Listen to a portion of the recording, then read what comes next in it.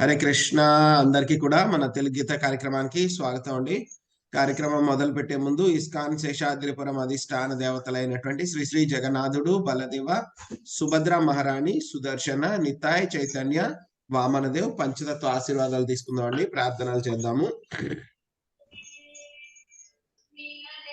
ఓం అజ్ఞానాతిమిరాంధస్య జ్ఞానాంజనశలాకయా చక్షురున్మిలితం యేన తస్మై శ్రీ గురవే నమః. నమః ఓం విష్ణుపాదాయ కృష్ణప్రష్టాయ భూతలే శ్రీమతే భక్తివేదాంత స్వామినితి నామినే. నమస్తే సరస్వతే దేవి గౌరవాణి ప్రచారిణే నిర్విశేష శూన్యవాది పాశ్చాత్య దేశ తారిణే. జయ శ్రీ కృష్ణ చైతన్య ప్రభు నిత్యానంద శ్రీ అద్వైత గదాధర శ్రీవాసాది గౌర భక్త వృంద. హరే కృష్ణ కృష్ణ కృష్ణ హరే హరే, హరే రామ రామ రామ హరే హరే. ఈరోజు మనము 3వ అధ్యాయము కర్మయోగము. సో కర్మయోగంలో మనము 42, 43 శ్లోకాలు చూద్దామండి. ఈరోజు చివరి 2 శ్లోకాలు. ఒక నిమిషం.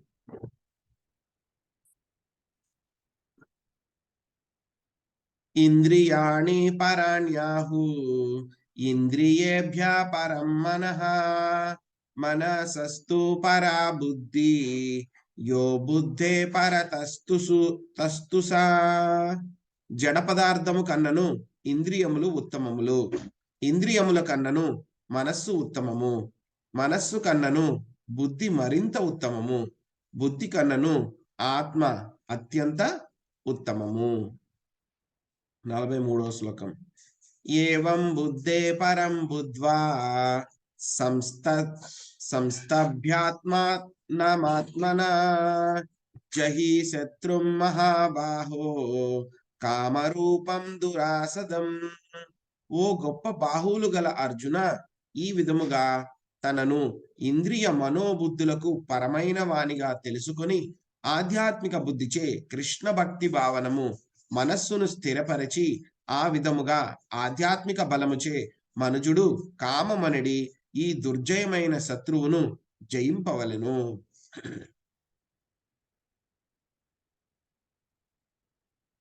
సో మనకి ఒక ముఖ్యమైనటువంటి సెక్షన్ లో ఉన్నాం మనం.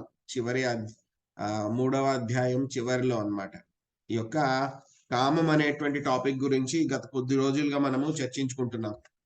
ఇది చాలా చాలా ముఖ్యమైనటువంటి టాపిక్ అన్నమాట. ఎందుకంటే కనుక ఇదందరికీ కూడాను మన యొక్క నిత్య శత్రువు. ఎన్ని జన్మలు మారినా ఏది మారినా సరే యొక్క కామం అనేటువంటిది మాత్రం మనకి ఎప్పటికీ కూడా శత్రువు కింద మనకి ఉందన్నమాట. సో కాబట్టి నిన్న కూడా చూసాం మనం. నిన్నటి శ్లోకాల్లో కూడా ఈ యొక్క కామం గురించి మనకి చక్కగా స్వామి అనలైజ్ చేస్తూ చెప్తూనే వచ్చారనమాట. సో మనకి ఏం చెప్పారు?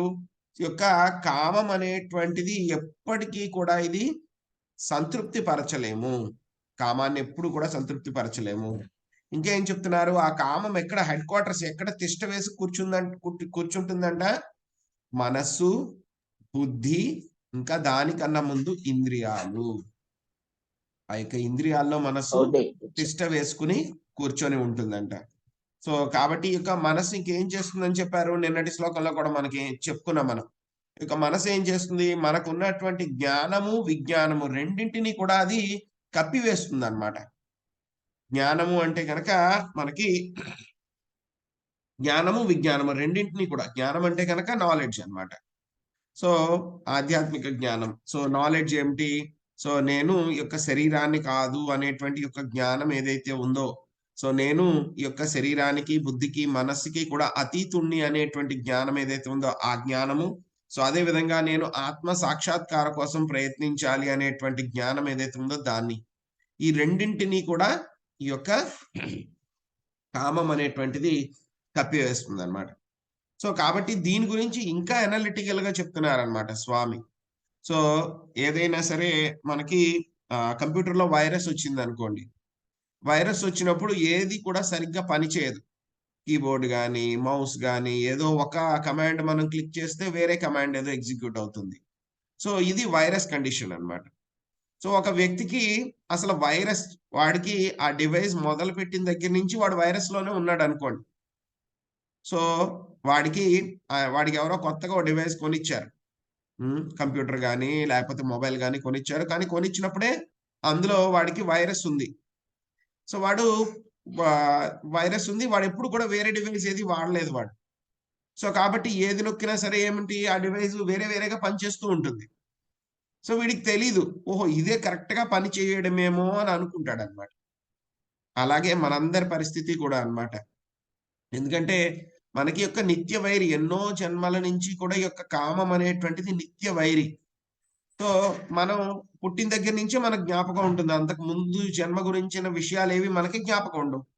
సో పుట్టిన దగ్గర నుంచి కూడా మనందరిలో కూడా ఈ వైరస్ ఉంది. కామం అనే వైరస్ ఉంది. కాబట్టి మామూలు వాళ్ళకేమనుకుంటారు, ఓకే. కామం అనేది పుట్టిన దగ్గర నుంచి ఇలాగే ఉంది. అందరికీ ఇలాగే ఉంది. పోనీ పక్క వాళ్ళ దగ్గర చూస్తారు డివైస్ అదెలా పనిచేస్తుందా అని జెప్పేసి. అది కూడా అలాగే పనిచేస్తుంది. ఇంకా మూడో వాడి దగ్గర చూసారు డివైస్ వాడి దాంట్లో కూడా వైరస్ ఉంది. సో అందరివి అలాగే పనిచేస్తున్నాయి కాబట్టి ఇది నార్మల్ అని అనుకుంటాడన్నమాట. సో అలాగే మనుషుడు కూడా ఏంటి, పుట్టిన దగ్గర నుంచి కూడా వాడికి వైరస్ ఉంది. కామం అనేటువంటి వైరస్ ఉంది వాడికి. వాడికే కాదు వాడి చుట్టుపక్కల ఉన్నటువంటి వాళ్ళందరూ కూడా తన తల్లిదండ్రులకు గాని, బంధువులకు గాని, స్నేహితులకు గాని అందరికి ప్రతి ఒక్కడికి వైరస్ ఉంది. కాబట్టి వాడేమనుకుంటాడు, ఈ వైరస్‌తో ఉన్న కండిషనే నార్మలు. ఎవడైనా వైరస్ లేని వాడిని చూస్తే గనక వాడే అబ్‌నార్మలు. వాడి సిస్టమ్ సరిగ్గా పనిచేయట్లేదని చెప్తారు. ఎందుకంటే మెజారిటీ కాబట్టి. సో, కానీ అందుకే స్వామి మనకి చెప్తున్నారనమాట. ఈ యొక్క శ్లోకం మనకి 42వ శ్లోకంలో. అసలు వైరస్ లేని కండిషన్స్‌లో ఎలాగ పని చేస్తుంది ఈ యొక్క శరీరము, ఇంద్రియాలు, మనస్సు అనేటువంటిది ఎలాగ పని చెయ్యాలి అనేటువంటిది మనకి 42వ శ్లోకంలో చెప్పారు. సో ఏమిటి? ఇంద్రియాణి పరాన్యాహు. సో ఇంద్రియాలేమిటి? ఏవైతే గనక జడ పదార్థాలుంటాయో ఆ! భూమి, నీరు, గాలి, ఆకాశము ఇవన్నీ కూడా జడ పదార్థాలన్నమాట. భౌతిక పరమైనటువంటి పదార్థాలు ఏవైతే ఉంటాయి, వాటి యొక్క కాంబినేషన్స్ అన్నమాట. రకరకాల కాంబినేషన్స్‌తో వచ్చినటువంటి పదార్థాలు ఏవైతే ఉన్నాయి, వాటన్నిటిని కూడా వాటన్నిటికి కూడా ఈ యొక్క సుపీరియర్ అన్నమాట. ఉన్నతమైనటువంటిది ఏమిటి? ఉత్తమమైనటువంటిది ఇంద్రియాలు. సో, ఎందుకు ఇంద్రియాలు ఉత్తమమైనటువంటిది అంటే గనక, ఈ యొక్క కామం యొక్క కర్మలన్నీ కూడా ఈ యొక్క ఇంద్రియాల ద్వారానే బయటపడతాయి. సో, కాబట్టి ఈ యొక్క ఇంద్రియాలు ఈ యొక్క జడ పదార్థాల కన్నా ఉత్తమమైనటువంటిది. ఇది ఏ కండిషన్‌లో? వైరస్ లేని కండిషన్. మంచి కండిషన్ అన్నమాట. ఆరోగ్యంగా ఉన్న కండిషన్ అన్నమాట. ఫస్ట్ మనకి వైరస్ లేని కండిషన్ ఏంటి అని చెప్పి మనకు తెలియాలి.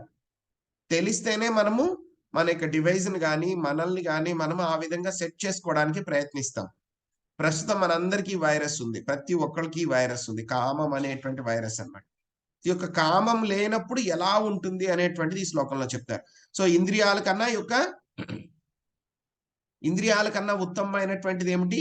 మనస్సు. మనము. ఓకే.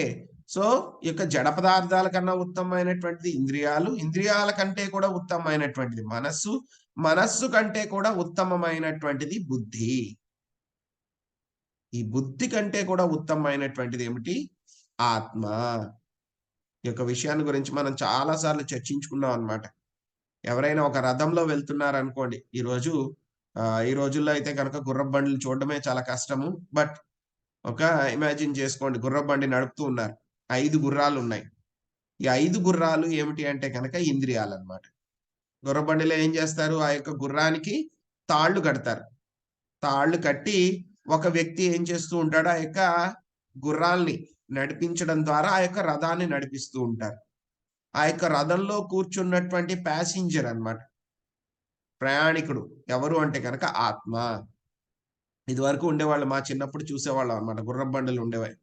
సో, గుర్రపు బండిలో ఎక్కితే గనక ఏం చేసేవాడు వెనకాల కూర్చోబెట్టుకొని ఎలా అయితే గనక రిక్షాలు ఇప్పట్లో అయితే ఆటోలు ఎలా ఉన్నాయో అప్పట్లో గుర్రపు బండులు ఉండేవన్నమాట. సో, ఏం చేసేవాడు ఆ యొక్క గుర్రపు బండి నడిపేవాడు జట్కాలు అనేవారు. జట్కా నడిపేవాడు ఏం చేస్తాడు, ఈ యొక్క ప్రయాణికుని కూర్చోబెట్టి ఎక్కడికెళ్ళాలండి అని అడుగుతాడు. అడిగితే గనక పలానా చోటకి వెళ్ళాలయ్యా అని చెప్తాడు. అప్పుడు వాడేం చేస్తాడు, ఆ యొక్క గుర్రాల్ని వాడు కదుపుతాడనమాట. ఎలాగా ఒక కొరడాతో కొడతాడు దాన్ని. కొట్టి అవి ఎటేపెళ్ళాలి ఏమిటి అని చెప్పేసి దానికి తాళ్ళుంటాయన్నమాట. ఆ తాళ్ళతోటి ఆ యొక్క గుర్రాల్ని నియంత్రిస్తూ నడిపిస్తూ ఉంటాడనమాట. అదే విధంగా మన యొక్క శరీరంలో కూడాను ఈ యొక్క ఈ యొక్క ఆర్డర్‌లో ఉండాలన్నమాట. సో, ఇంద్రియాల కన్నా కూడా ఉత్తమమైనటువంటిది మనస్సు, మనస్సు కంటే ఉత్తమమైనటువంటి బుద్ధి. అంటే గనుక ఏమిటి? ఆత్మ బుద్ధిని నియంత్రించగలగాలి. బుద్ధి మనస్సుని నియంత్రించగలగాలి. ఈ యొక్క మనస్సు అనేటువంటిది దేన్ని నియంత్రించాలి? ఇంద్రియాల్ని నియంత్రించాలి. ఈ యొక్క ఇంద్రియాలు ఎప్పుడు కూడా నియంత్రణలోనే ఉండాలి. సో, చాలా మంది చూసే ఉంటారు. ఇదివరకు గుర్రపు బండ్లు ఎక్కేవాళ్ళు. ఏం చేసేవాళ్ళంటే గనక దానికి గంతలు కడతారనమాట. ఇలాగుంటుంది దానికి. ఎంత కడతారు అంటే గనక దానికి రోడ్డు మాత్రమే కనిపిస్తుంది ఆ యొక్క గుర్రానికి. వేరే బయట అటువైపు, ఇటువైపు ఏమున్నాయి అవన్నీ కూడా కనపడవు. ఎందుకంటే గనక అవన్నీ చూసిందనుకోండి గుర్రం అక్కడ ఏమన్నా పక్కనే పచ్చగడ్డి కనపడిందనుకోండి వెంటనే ఈ దారిని వదిలేసి ఆ పచ్చగడ్డి వైపు అది ఎళ్ళిపోతుందనమాట. సో, అందుకని ఏం చేస్తాడు జట్కా నడిపేవాడు దానికి కరెక్ట్‌గా గంతలు కట్టేస్తాడు. ఓన్లీ స్ట్రెయిట్ రోడ్ మాత్రమే కనపడుతుందనమాట. అలాగే మన యొక్క ఇంద్రియాలను కూడా మనము నియంత్రించాలి.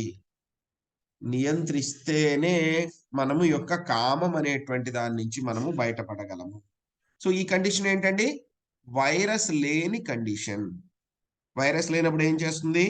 మనసు మన యొక్క ఆత్మ చెప్తుందనమాట. బుద్ధికి చెప్తుంది. నేను పలానా చోటకి వెళ్ళాలి. నాకు ఈ విధంగా కావాలని చెప్తే, ఆ బుద్ధి ఏం చేస్తుంది? మనస్సుకి చెప్తుంది. ఆ పని చెయ్యి అని చెప్తే, మనస్సు ఏం చేస్తుంది? మిగతా ఇంద్రియాలని నియంత్రణలో పెడుతుంది. కానీ ప్రస్తుతం మనమున్నటువంటి వైరస్ కండిషన్‌లో ఏం జరుగుతుంది? ఈ యొక్క కంట్రోల్ అనేది మిస్ అయిపోయింది. కంట్రోల్ అనేటువంటిది లేదు. ఏం చేస్తుంది?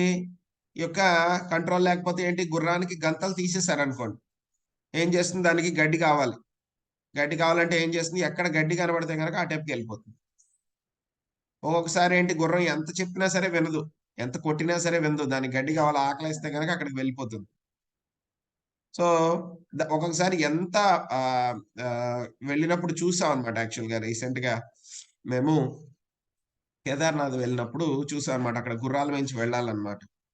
వెళ్ళినప్పుడు ఒక్కొక్కసారి ఆ గుర్రం మీద వెళ్తూ ఉంటే గనక ఒక్కొక్కసారి దానికి నీళ్లు కావాలంటే గనక ఆ గుర్రాన్ని నడిపేవాడు ఎంత చెప్పినా సరే ఆగదది.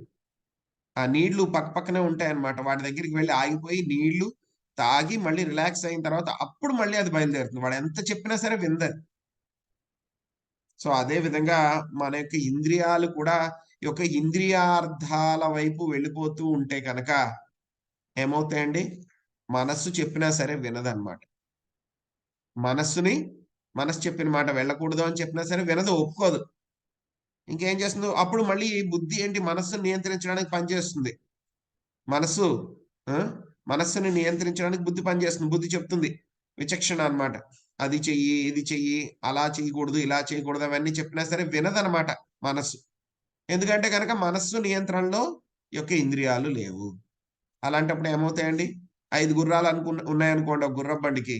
ఒక గుర్రం ఏమో ఇటెళ్తుంది, ఒక గుర్రం అటెళ్తుంది, ఒక గుర్రం ఇటెళ్తుంది. కంట్రోల్ లేదు వాడికి.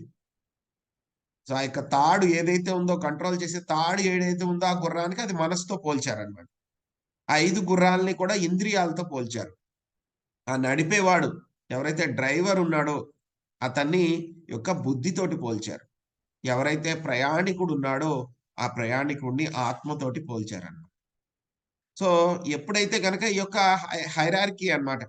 ప్రయాణికుడు ఎక్కడికి తీసుకెళ్ళమంటే గనక అక్కడికి ఈ నడిపేవాడు కంట్రోల్ చేసి తీసుకొని వెళ్ళాలి. ఆ యొక్క తాళ్ళు ద్వారా. ఆ గుర్రాలు వినాలి. అది వైరస్ లేని కండిషన్. వైరస్ ఉంటే గనక ఏమవుతుంది? గుర్రాలు చెప్పిన మాట వినవు. ఆ తాళ్ళు తెగిపోయినాయో, ఏదో ఊడిపోయినాయి, లూజ్ అయిపోయినాయి. టైట్‌గా లేవు.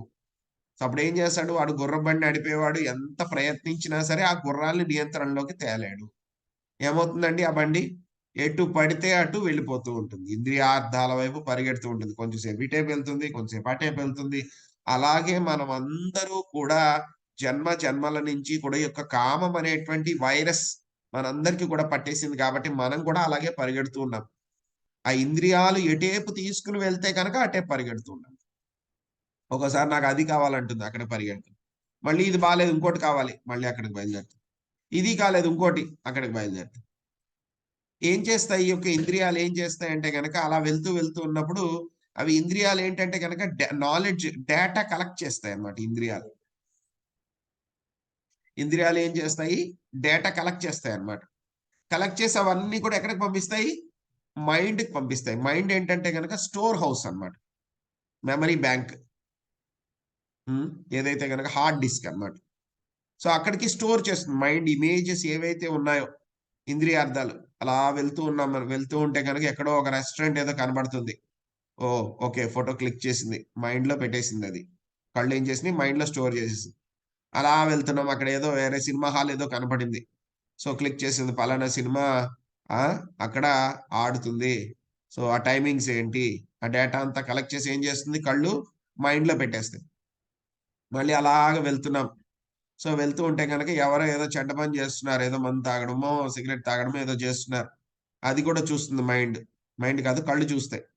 చూసిన తర్వాత ఏం చేస్తే ఆ ఇమేజ్ ని అది కూడా క్లిక్ చేసేస్తుంది. క్లిక్ చేసేసి మైండ్ లో స్టోర్ చేసేస్తుంది. సో ఏమవుతుంది, అప్పుడు చూసినప్పుడు ఏమీ ఉండదు, ఓకే నార్మల్ గా వెళ్ళిపోతాం. ఆ తర్వాత ఎప్పుడైతే కనుక కొంచెం ఖాళీగా ఉన్నామో ఏమవుతుంది, ఈ మైండ్ లో ఉన్నటువంటి ఇమేజెస్ ఏవైతే ఉన్నాయో అవన్నీ కూడా బయటకు వస్తూ ఉంటాయి అన్నమాట. బయటకు వచ్చి ఏమవుతుంది, వీటిని తర్వాత ఇంటెలిజెన్స్ బుద్ధి ప్రాసెస్ చేస్తుంది. వీటిని ప్రాసెస్ చేసి అప్పుడు ఇంద్రియాలు చెప్తాయి అన్నమాట, నాకు పలానా సినిమా చూడాలని ఉంది, వెళ్ళొచ్చు కదా, వెళ్తే ఏమవుతుంది అని చెప్పేసి ఇంద్రియాలు గట్టిగా అడుగుతాయి అన్నమాట. మైండ్ వాటిని కంట్రోల్ చేయడానికి ప్రయత్నిస్తుంది, వద్దు వద్దు వెళ్ళకూడదు అంటుంది.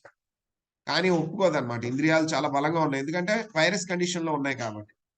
అప్పుడు ఏమవుతుంది, మెల్లగా ఈ రిక్వెస్ట్ మైండ్ ఒప్పుకోకుండా ఇంటెలిజెన్స్ కూడా వద్దంటుంది. కానీ మైండ్ లేదు లేదు, మైండ్ ఎందుకంటే మైండ్ ఇప్పుడు సెన్సెస్ కంట్రోల్, ఇంద్రియాల కంట్రోల్లోకి వచ్చేసింది. కాబట్టి ఇప్పుడు ఏం చేస్తుంది, మైండ్ బుద్ధిని, మనసు బుద్ధిని డామినేట్ చేయడానికి ప్రయత్నిస్తుంది. కాబట్టి ఈ మైండ్ ఏం చేస్తుంది, దాని దగ్గర ఇమేజెస్ అన్ని ఉన్నాయి కదా, డేటా ఇన్ఫర్మేషన్ అంతా ఉంది. సో పలానా సినిమా ఆడుతుంది, పలానా సినిమా ఆడుతుంది, ఆ షో టైమింగ్స్ ఇవి, ఇక్కడి నుంచి ఎంత దూరం వెళ్ళాలి అంటే ఈ డేటా అంతా కూడా బుద్ధికి ఇచ్చేస్తుంది. బుద్ధి ఏం చేస్తుంది, ప్లాన్ వేస్తుంది. అక్కడికి వెళ్ళాలంటే ఏం చేయాలి, టికెట్ ఎలా కొనాలి, అవన్నీ ప్లాన్ చేస్తుంది. అదే చెడు అలవాట్లు ఏవైతే ఉన్నాయో, రెస్టారెంట్ బయటకు వెళ్ళాలి, తినాలి, అక్కడ తినకూడని పదార్థాలు తినాలి, సో ఇవన్నీ కూడా ప్లాన్ వేస్తుంది బుద్ధి.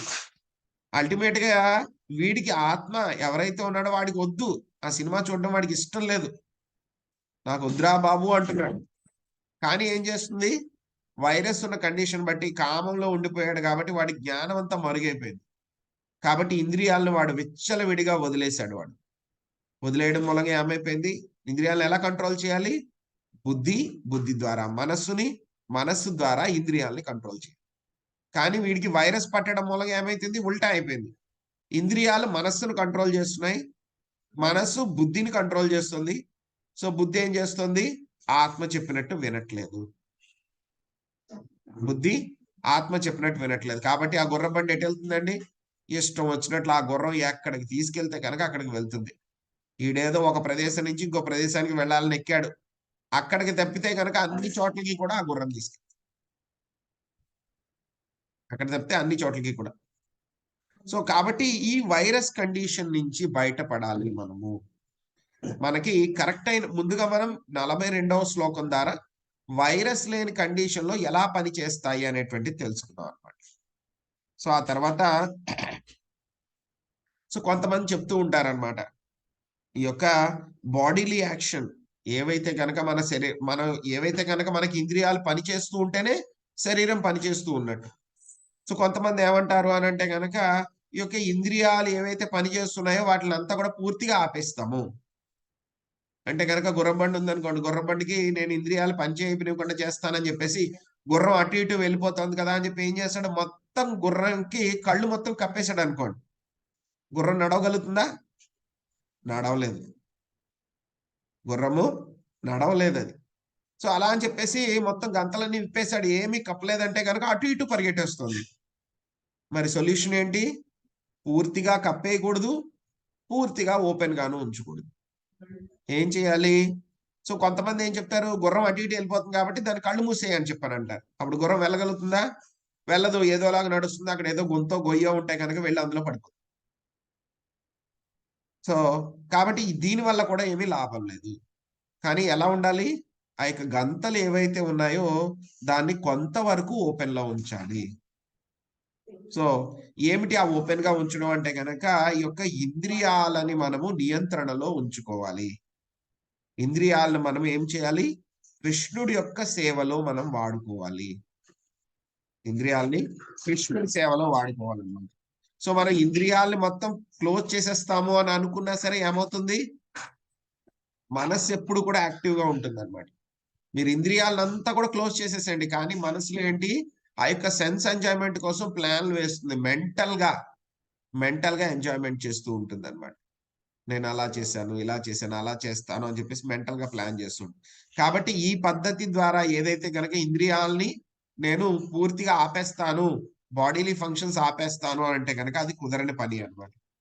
సో కాబట్టి ఈ యొక్క కథోపనిషత్తులో మనకి చెప్పారన్నమాట. ఎందుకంటే ఆత్మని ఏమన్నారక్కడ? మహాన్ అని చెప్పారన్నమాట. ఎందుకు? ఆత్మ అనేటువంటిది నిజమైనటువంటి స్థితిలో వైరస్ లేని కండిషన్‌లో ఆత్మ అనేటువంటిది బుద్ధి అనేటువంటిది మనస్సు అనేటువంటిది ఇంద్రియాల్ని నియంత్రించాలి కాబట్టి. సో దీన్ని ఎలా నియంత్రించాలి అనంటే గనుక మనకు ఆల్రెడీ 2వ అధ్యాయంలో 59వ శ్లోకంలో చెప్పారు స్వామి. పరం దృష్ట్వా నివర్తతే. ఏదైతే గనక ఉన్నతమైనటువంటి రుచిని పొందడం ద్వారా ఇంద్రియార్థాల యొక్క సంపర్కంలో వచ్చేటువంటి ఆనందం అనేటువంటిది చాలా ఫ్లిక్కరింగ్. చాలా ఒక కొంచెం సేపు చాలా కొన్ని సెకన్లు మాత్రమే ఉంటుంది. కానీ దానికోసం మనం ప్రయత్నిస్తే గనక మన యొక్క జీవితాలు కూడా నాశనం అయిపోతాయి. కాబట్టి మనము ఉన్నతమైనటువంటి రుచిని మనం పెంపొందించుకోవాలన్నమాట. కాబట్టి మనం ఏంటి ఈ వైరస్ కండిషన్ నుంచి బయటపడాలి అనంటే గనక ఏం చేయాలి? ముందు మన యొక్క ఆత్మ యొక్క నిజ స్థితి ఏమిటి అని తెలుసుకోవాలి. ఆత్మ యొక్క నిజ స్థితి ఏమిటి? మనం ఇప్పుడే చూసాం. సో ఆత్మ అనేటువంటిది బుద్ధి అనేటువంటిది మనస్సు అనేటువంటిది ఇంద్రియాల్ని నియంత్రించాలి. ఇది మొట్టమొదటిగా మనం తెలుసుకోవాలి. తర్వాత ఏం చేయాలి? మనము శ్రీకృష్ణ భగవానుడి యొక్క శరణాగతి పొందాలి. శరణాగతి పొందడం ద్వారా ఏమవుతుంది? మన యొక్క బుద్ధిని మనము కృష్ణ భక్తి రసాభావనలో వినియోగించాలి. ఆ విధంగా వినియోగిస్తే ఏమవుతుంది? బుద్ధిని ఎప్పుడైతే గనక ఆ విధంగా వినియోగించామో వెంటనే మనస్సు, ఇంద్రియాలు కూడా నియంత్రణలోకి వస్తాయి. ఎందుకు అనంటే గనక ఇంద్రియాలకి అధిపతి ఎవరు? హృషికేశుడు. హృషికేశ సేవనం. ఇంద్రియాలకు అధిపతి హృషికేశుడు. మనం చెప్తే వినవవి. ఆ హృషికేశుడు మనము ఆయన యొక్క శరణు తీసుకుంటే ఆయన చెప్తే కనుక అవి చక్కగా వింటాయన్నమాట. సో మనము కాబట్టి ఆయన యొక్క శరణు మనం తీసుకోవాలన్నమాట. కానీ ఏమవుతుంది? మనకి జ్ఞానం ఒక్కొక్కసారి ఎంత తెలిసినా సరే సో మన యొక్క జ్ఞానాన్ని మన యొక్క కృష్ణ భక్తి భావనలో సరిగ్గా ఉపయోగించుకోకపోతే కనుక ఏమవుతుంది? మనము ఇంద్రియాలు మళ్ళీ వైరస్ రావడానికి చాలా ఛాన్స్ ఉంది. ఏమైంది? ఒక్కసారి మీరు వైరస్‌ని తీసేశారు. కానీ వైరస్ మళ్ళీ అటాక్ అవ్వడానికి ఛాన్స్ ఉంది. మీరు సరిగ్గా యాంటీ వైరస్ పెట్టుకోకపోతే గనక మళ్ళీ రావచ్చు వైరస్. సో కాబట్టి యొక్క కామాన్ని కూడా మీరేం చేశారు? ఈ యొక్క జ్ఞానాన్ని తెలుసుకొని మీరు ఇంద్రియాల్ని నియంత్రించుకోవడానికి ప్రయత్నించారు చాలా. కానీ ఈ యొక్క ఇంద్రియాల తాకిడిని తట్టుకోవడం అనేటువంటిది ఒక రోజు, 2 రోజులు కాదు. ప్రతిరోజు, ప్రతి క్షణంలో కూడా మనం ఉండాలన్నమాట. అలర్ట్‌గా ఉండాలన్నమాట. సో ఒకసారి ఏమవుతుందంటే గనక శ్రీల ప్రభుపాదుల వారు ఒక ట్రైన్‌లో వెళ్తారన్నమాట ఒక బోగీలో. వాళ్ళ యొక్క శిష్యులతో పాటు వెళ్తూ ఉంటారన్నమాట. వెళ్తూ ఉన్నప్పుడు ఏమవుతుంది? సో ఆ కంపార్ట్మెంట్‌లో ప్రభుపాదుల వారు వాళ్ళ శిష్యులే ఉంటారు. కానీ ఎక్కువ మంది అక్కడ స్టూడెంట్స్ ఎక్కువ మంది ఆ యొక్క కంపార్ట్మెంట్‌లో వచ్చారన్నమాట. అందులో ఎక్కువ మంది చాలా అమ్మాయిలన్నమాట. యుక్త వయసులో ఉన్నటువంటి వాళ్ళందరూ కూడా అన్నమాట. సో వెంటనే ప్రభుపాద్ గారు ఏం చేశారు? కంపార్ట్మెంట్ ఎక్కిన వెంటనే మామూలుగా అయితే ప్రభుపాద్ గారు మాట్లాడడము అవి ఇవి చేసేవారు భక్తులతోటన్నమాట. సో ఇప్పుడేం చేశారు?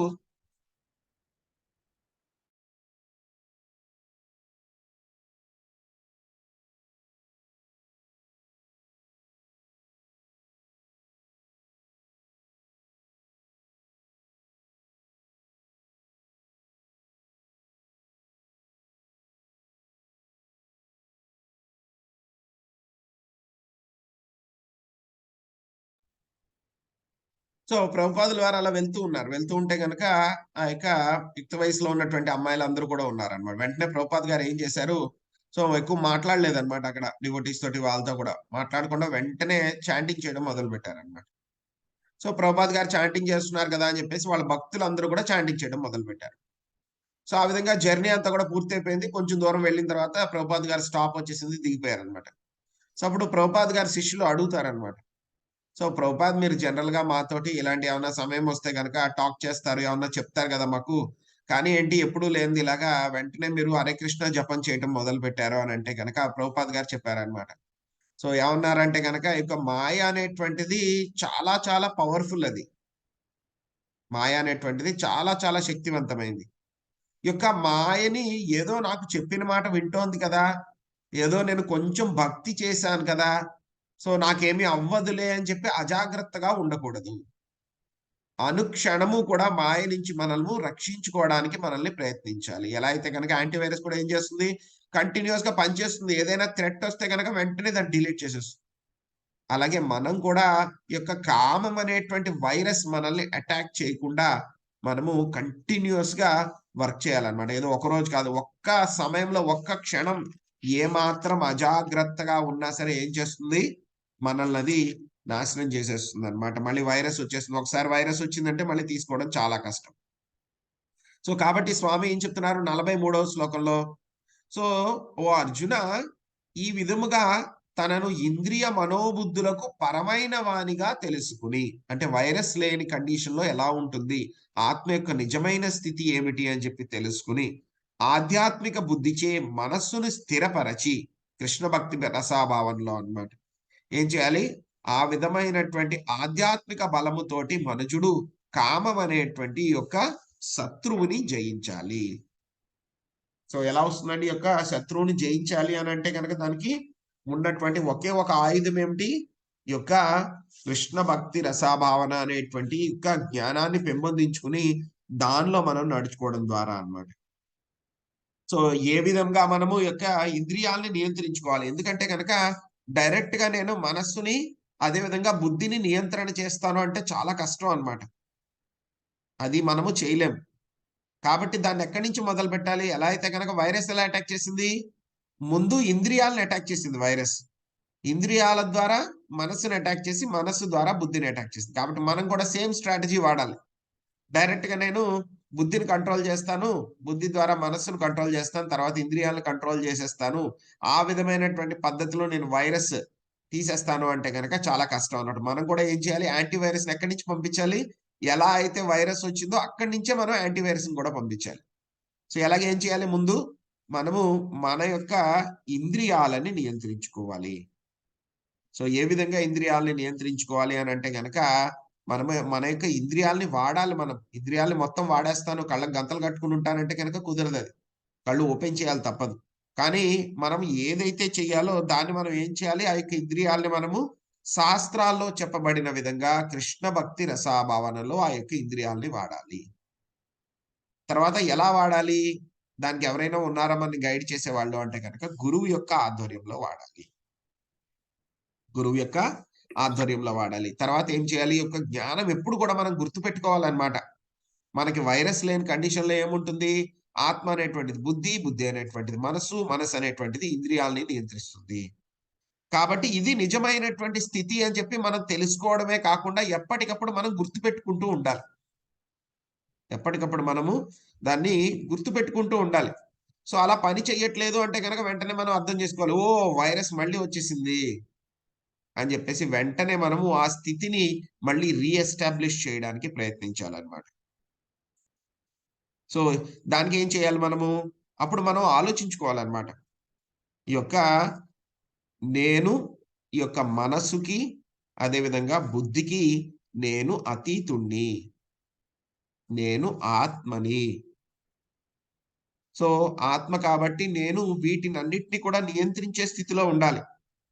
బుద్ధిని గాని, ఈ యొక్క మనస్సుని గాని, ఇంద్రియాలను గాని నియంత్రించే స్థితిలో ఉండాలి. నేను వీటన్నింటికి కూడా పరమైనటువంటి వాడిని, సుపీరియర్ నేను అని చెప్పేసి మనం గుర్తు చేసుకొని, ఆ తర్వాత ఏం చేయాలి? ఈ యొక్క కృష్ణ భక్తి భావనలో మనము గడపాలన్నమాట. మన యొక్క సమయాన్ని వెచ్చించాలి, భక్తి చేయాలి. భక్తి చేస్తే ఏమవుతుంది, మెల్లగా మన యొక్క బుద్ధి స్ట్రాంగ్ అవుతుందన్నమాట. మన యొక్క బుద్ధి స్ట్రాంగ్ అవుతుంది. తర్వాత ఏమవుతుంది, మన యొక్క మనస్సు బుద్ధి స్ట్రాంగ్ అవడం మూలంగా ఏం చేస్తుంది, బుద్ధి మనస్సును ఏం చేస్తుంది, ఆ యొక్క కృష్ణ భక్తిలో మనస్సును ఉంచుతుంది అనమాట. సో అప్పుడు ఎప్పుడైతే కనుక మైండ్ ఎప్పుడైతే కనుక కృష్ణ భక్తిలో ఉందో ఆటోమేటిక్గా ఏమవుతుంది, ఈ యొక్క ఇంద్రియాలన్నీ కూడా కంట్రోల్ చేయబడతాయి అన్నమాట. ఈ యొక్క ఇంద్రియాలన్నీ కూడా కంట్రోల్ చేయబడతాయి. ఒక్క నిమిషం అండి.